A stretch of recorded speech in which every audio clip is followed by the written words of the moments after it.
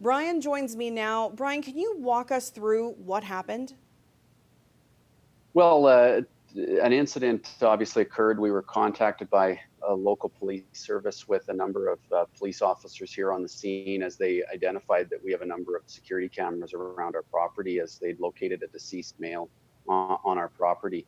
And I was able to view the security cameras and determine that we were able to see some action on the video involving a number of persons. When we slowed it down, it became apparent that we saw the male who ultimately ended up being deceased, um, appearing to go to the far corner, which is commonly used for people to either seek shelter, sometimes use narcotics.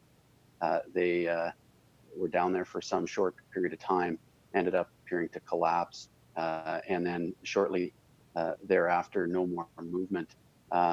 Then several hours later, on two separate incidents, individuals come to the scene, appear to pick items, one a bike at one time, and then others appearing to take items off the deceased person. So that's been turned over to the police, and they'll use it for whatever purpose. They obviously will go through their investigation, but they'll use it for determining the cause of death here, I'm sure. Now, this isn't the first time your cameras have captured vulnerable people in that sheltered spot. No, it's become a real problem. Anybody who owns a downtown business in Saskatoon will tell you that at night, although the businesses are closed, the action is certainly live here, and we have a number of people luring around downtown. Drug use has become an ever increasing matter down in downtown Saskatoon, and our cameras, security cameras that are on our property, we regularly see individuals coming and appearing to use narcotics and leave, often by themselves and in these dark corners around our building. Obviously troubling to us for both security reasons and for the health and safety of the people in the downtown community. And we're like everyone else who's in the downtown, very concerned about the what seems to be an increase in the number of street level users in our downtown core.